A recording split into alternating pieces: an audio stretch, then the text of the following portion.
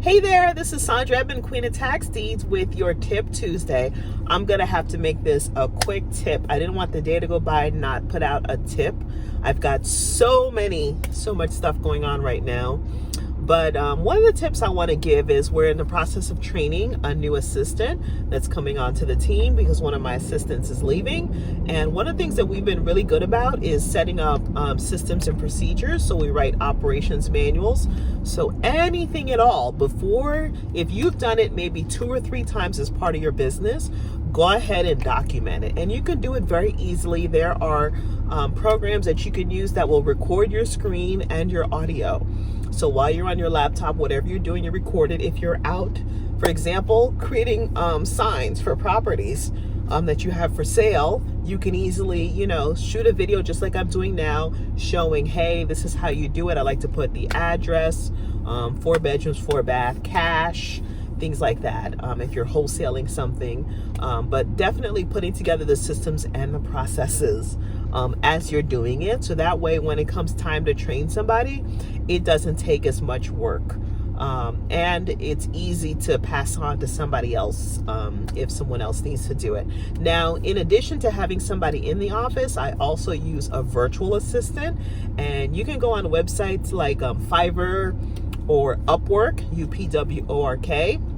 And you can pick up assistants that are relatively cheap, like they bid on the work. You tell them what you want done, and they'll give you some prices. And if you're using international virtual assistants, they're always a lot cheaper.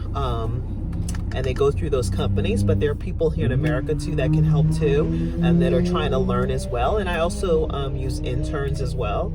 As long as you're trying to teach them a skill, that's also helpful too. But if you have any questions, let me know. We were able to sell one of the properties that I mentioned to you before that we picked up at the tax deed sale for like $9,500. We sold it for $22,000.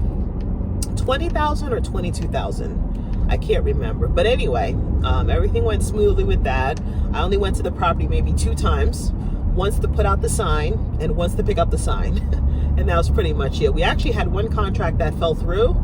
I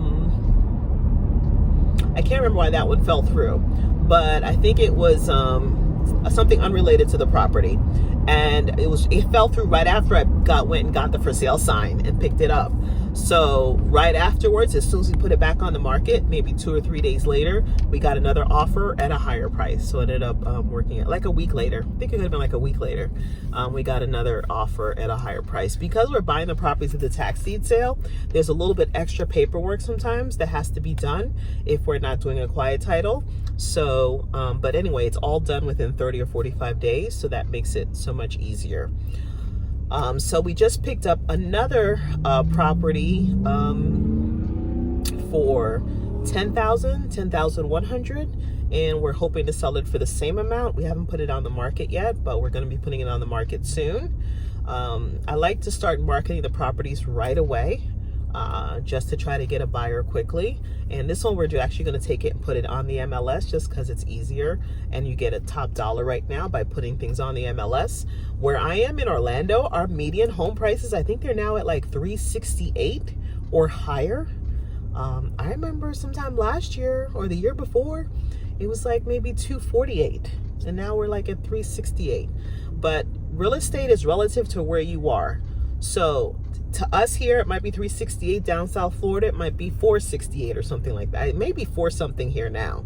I don't know, the prices go up so quickly. But down in South Florida, for example, or up in New York, it could be a lot more money. But don't let the fact that somebody else's prices are lower than where you are tempt you to buy the property without doing your due diligence. You always need to make sure that the price you're buying it at, if you plan to flip it, you can sell it to make a profit.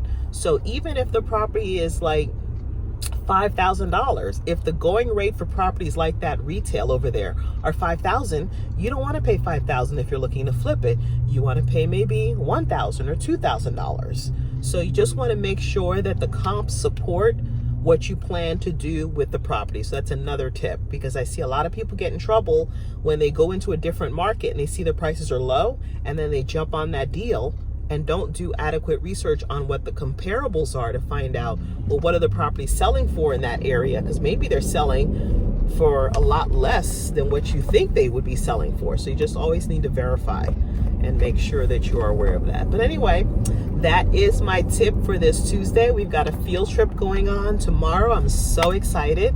And of course, for the field trip, the properties got redeemed for the sale. So we're gonna do one of these auctions and the properties got redeemed. So we're gonna work on a different auction. There's always plenty of auctions going on.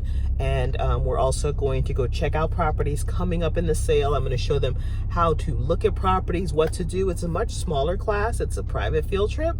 So we're gonna be small enough that we can move around and go to different houses, show them, how to talk to people if they're trying to buy it before the sale. Just a lot of things that we don't always get to do with some of the bigger classes. But I love talking to students and training people and working with investors. So that's always a fun part. And then who knows what deals that we may find and get out of it too. All right, well, that's my tip. Please go ahead and follow, like our page and subscribe.